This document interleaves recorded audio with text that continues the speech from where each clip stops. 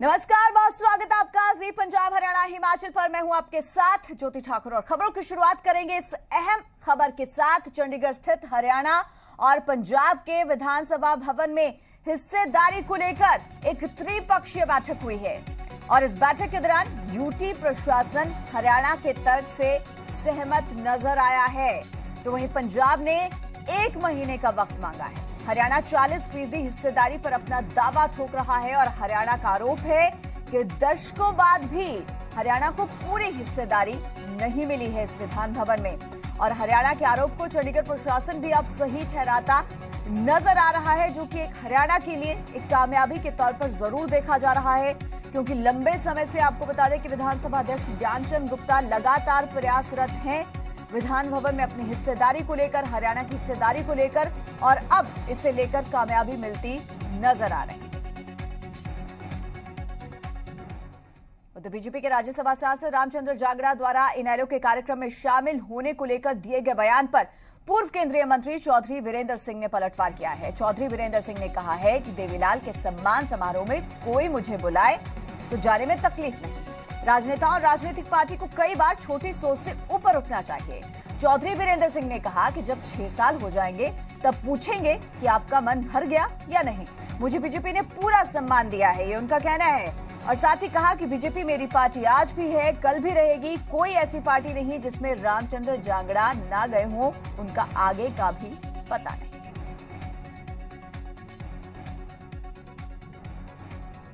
राजनीतिक दलों ने उसका समर्थन किया, लेकिन अब की बार राजनीतिक दलों के अलावा जो सामाजिक संस्थाएं थी, धार्मिक कुछ संस्थाएं थी और कुछ व्यापारिक संस्थाएं थी, उन्होंने भी इस आंदोलन या इस बंद को समर्थन दिया है।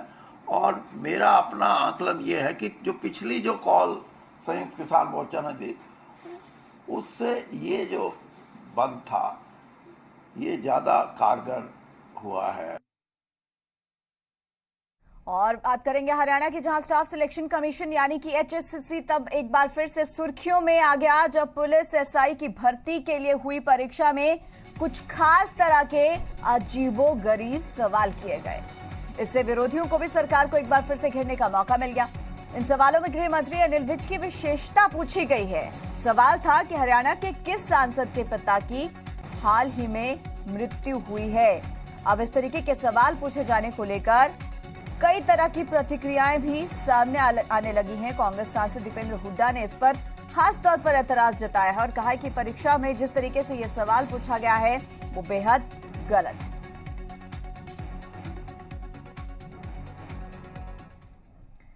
तो राज्यसभा सांसद दीपेंद्र हुड्डा ने ट्वीट करके हरियाणा सरकार को घेरा है। दीपेंद्र हुड्डा ने ट्वीट में प्रदेश SI परीक्षा में आए कुछ सवालों का जिक्र किया है और जिक्र करते हुए ट्वीट किया है, मुख्यमंत्री बीजेपी पर एक पुस्तक सिलेबस में शामिल करा दें।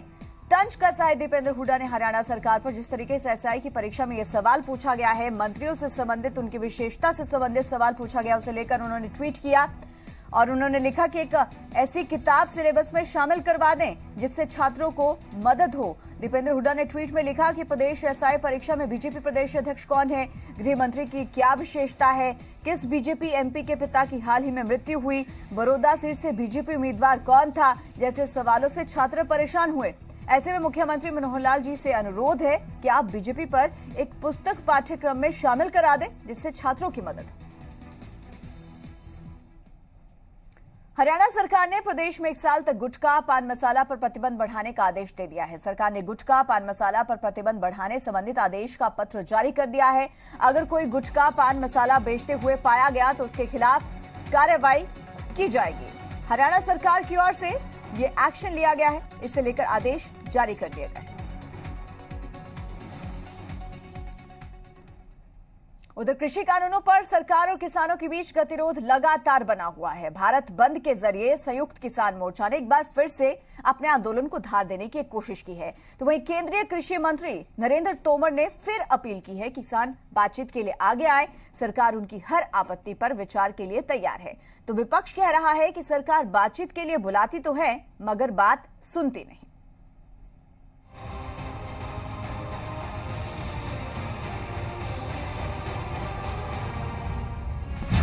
कृषि कानून पर किसानों का भारत बंद। केंद्र ने किसानों को दिया बातचीत का न्योता। विपक्ष ने सरकार की मंशा पर उठाए सवाल। आखिर कैसे निकले आंदोलन का समाधान? कृषि कानून पर किसानों का रण जारी है। संयुक्त किसान मोर्चा ने भारत बंद के जरिए एक बार फिर अपनी आवाज बुलंद की तो केंद्रीय कृषि मंत्री नरेंद्र तोमर ने फिर याद दिलाया कि बातचीत का रास्ता खुला है। आंदोलन को राजनीति से न जोड़ा जाए। आंदोलन का रास्ता छोड़कर वार्ता का रास्ता अपनाएं। सरकार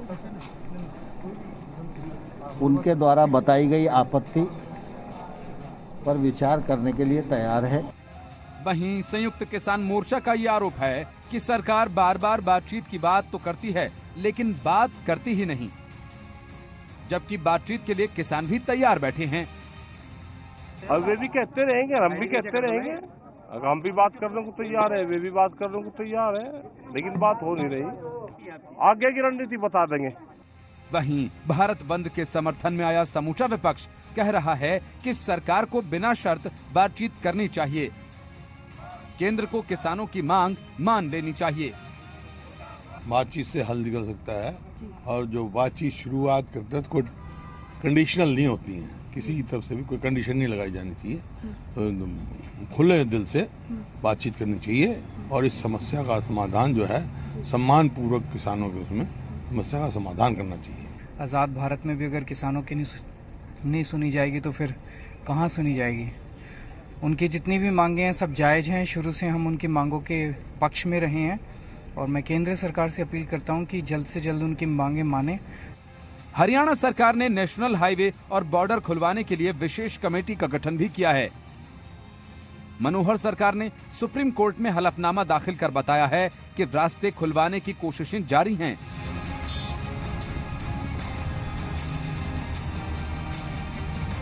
लेकिन किसान बैठक में नहीं आ रहे।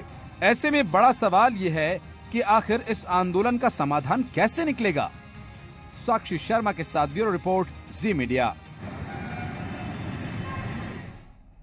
उधर हरियाणा कांग्रेस की विधायक और वरिष्ठ नेता किरण चौधरी ने कहा है कि सरकार को किसानों से बातचीत करनी चाहिए। किसान 10 महीने से आंदोलन कर रहे हैं। किरण चौधरी ने कहा कि कांग्रेस किसानों के साथ खड़ी है और नए कृषि कानूनों से किसान परेशान है। इसका खामियाजा सरकार को भुगतना पड़ेगा। सरकार जो है उसको तुरंत जो है हल निकालना चाहिए। जो तीनों काले कानून जो पास करे हैं और जो चौथा कानून भी हरियाणा ने पास करा है, इनको रद्द करना चाहिए ताकि किसान भाइयों की अनदेखी ना हो सके। किसानों का जो है सब्र जो है उसका बांध ना टूटे, सरकार को ये कोशिश करनी चाहिए, क्योंकि अगर ऐसा हुआ तो आने वाले दिनों में बहुत बुरा खामियाजा भुगतना पड़ेगा। मैं यही कहना चाहती हूँ कि सरकार तुरंत उससे इनका संज्ञान ले और ये तीनों काले कानूनों को वापस करे। बात यमुनानगर की करेंगे, जहां भारत का इकलौता एक इनकलाब मंदिर है, जहां रोजाना शहीदों को याद करके पुष्प अर्पित करके श्रद्धांजलि दी जाती है। शहीद आजम भगत सिंह की जयंती पर मंदिर में स्थापित उनकी मूर्ति पर फूल अर्पित करके उन्हें नमन किया गया। इनकलाब मंदिर के संचालक और हरियाणा एंटी करप्शन सोसाइटी के प्रदेश अध्यक्ष एडवोकेट वरयाम सिंह ने बताया कि आजादी दिलाने के लिए शहीद हुए वीर सपूतों को आज भी संवैधानिक रूप से शहीद का दर्जा नहीं मिला है। शहीदों की कुर्बानी और त्याग की गाथा आने वाली पीढ़ियों तक पहुंचाने के लिए ही इनकलाब मंदिर की स्थापना की गई है। भारत माता की वंदे। सभी साथियों ने शहीद आजम भगत सिंह को पुष्प अर्पित कर नमन किया। इस अवसर पर क्षेत्र के जो ग्रामीण लोग थे उन्होंने भी वीर शहीद को नमन किया और इनकलाब मंदिर में वीर शहीदों के जन्म दिवस और शहीदी दिवस मनाए जाते हैं ताकि आने वाली पीढ़ियों को वीर शहीदों के जीवन परिचय और उनकी गाथाओं के बारे में बताया जा सके। हरियाणा का 21 करोड़ का सुल्तान दुनिया को अलविदा कह गया है। जी हां, हम बात कर रहे हैं सुल्तान बुल की, जो पशु मेलों के साथ म्यूजिक एल्बम में भी झंडे गाड़ चुका था। लेकिन दिल का दौरा पड़ने से यह करोड़ों का सुल्तान इस दुनिया को अलविदा कह गया है, जिसके बाद से पशु प्रेमियों में शोक की लहर दौड़ गई है।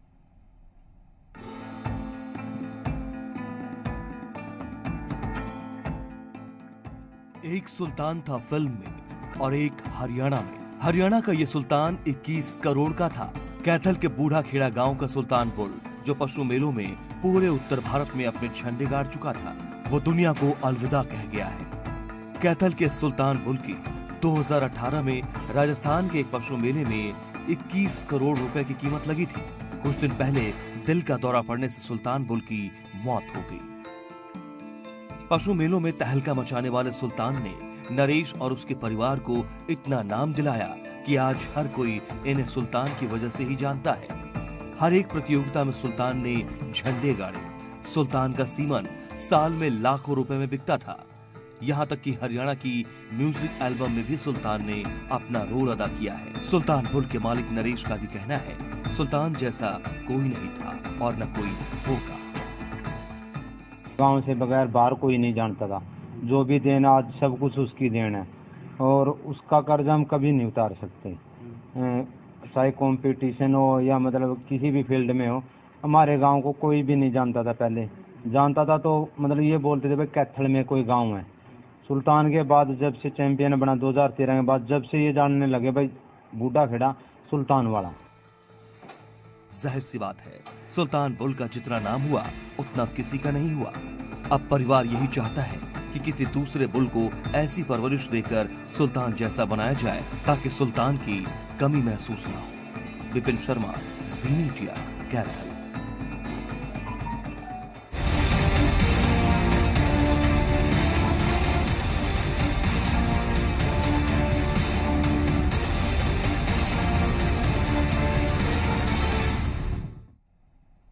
ग्लेशियर में फंसी जिंदगी। जी हां, स्पीति के खमिंगर ग्लेशियर में 16 ट्रैकर फंसे हुए हैं, जबकि 2 ट्रैकर्स की मौत हो चुकी है।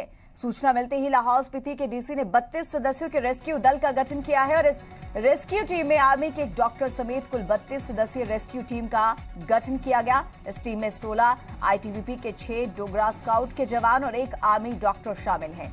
इसके साथ ही 10 पोर्टर जो कि बोझा उठाने का काम करेंगे। रेस्क्यू में कुल 6 दिन लग सकते हैं, जो कि पिन घाटी के कहा गांव से शुरू होगा। पहले दिन 28 सितंबर को कहा से चंगथांगो, दूसरे दिन चकथांगो से धारथांगो और तीसरे दिन धारथांगो से खमिंगर ग्लेशियर ये टीम पहुंचेगी और 3 ही दिन वापस खमिंगर ग्लेशियर से कहा पहुंचने में भी लग जाएंगे। जो ट्रैकर्स यहां पर फंसे हुए हैं उन्हें बचाने के लिए रेस्क्यू टीम का यह गठन किया गया है, जो टीम रवाना हुई। को निकालने के लिए हम लोगों ने अपना रेस्क्यू एफर्ट इंतजाम पूरा कर दिया है। इसमें हमारे आईटीबीपी के जवान, आर्मी के जवान और एक आर्मी का डॉक्टर अलॉन्ग विद 10 पोर्टर उनको रेस्क्यू करने के लिए जा रहा है, जो हमने पिन वैली को रवाना कर दिया है।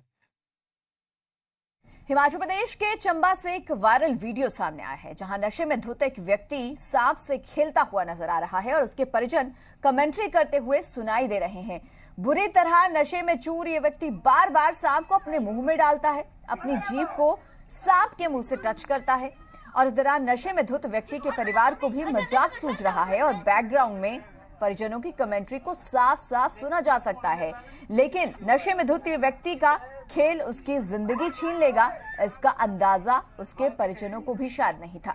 आखिर में सांप ने उसकी जीभ पर डस लिया और उसकी तबीयत बिगड़नी शुरू हो गई। परिजनों ने उसे अस्पताल पहुंचाने की कोशिश तो की, लेकिन अस्पताल पहुंचने से पहले ही उस व्यक्ति की मौत हो गई। वीडियो चंबा के चुरहा घाटी की पंचायत संधवार के एक गांव का बताया जा रहा है। हालांकि जी मीडिया इस वायरल वीडियो की पुष्टि नहीं करता। जी मीडिया दर्शकों से अपील करता है कि इस तरह की कोई भी हरकत करता हुआ अगर कोई पाया जाता है तो उसकी वीडियो न बनाएं, बल्कि उसे ऐसा करने से रोकें ताकि जान से हाथ न धोना पड़े।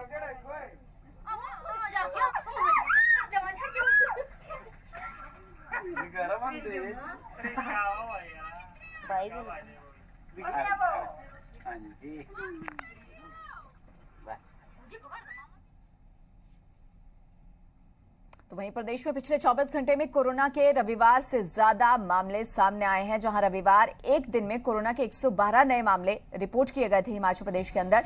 वहीं पिछले 24 घंटे में 209 नए मामले रिपोर्ट किए गए हैं। तो वहीं ठीक हुए मरीजों की संख्या भी ज्यादा है। 24 घंटे में 225 मरीज ठीक हुए हैं।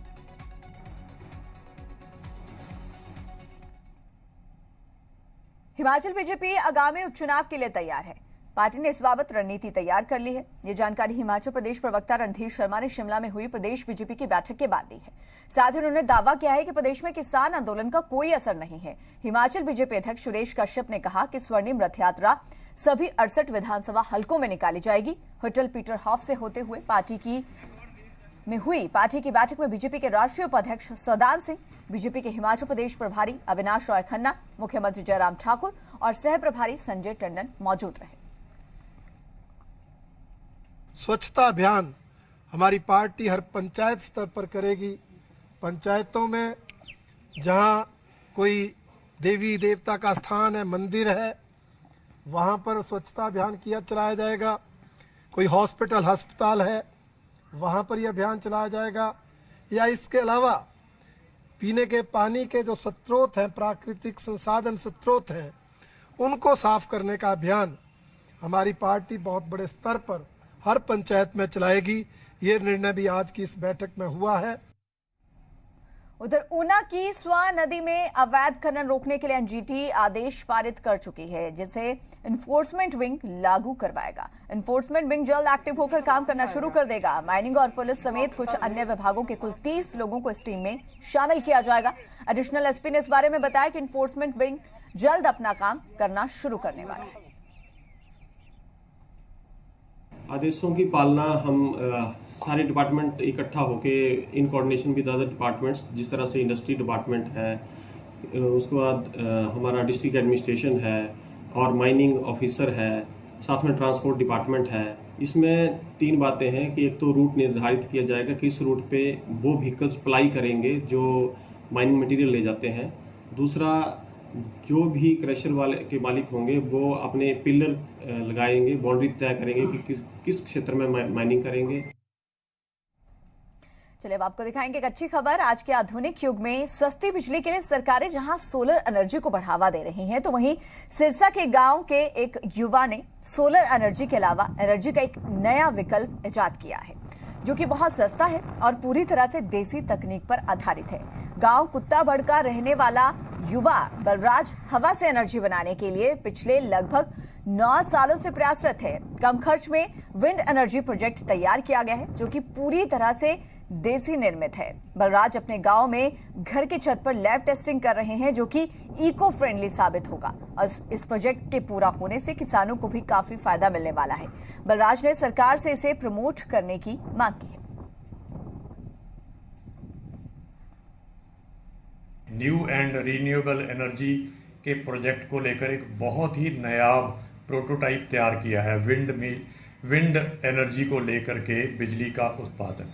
हालांकि उन्होंने अपने ही रिसोर्सेज से एक बड़ा छोटा सा प्रयास किया है जो कामयाब है।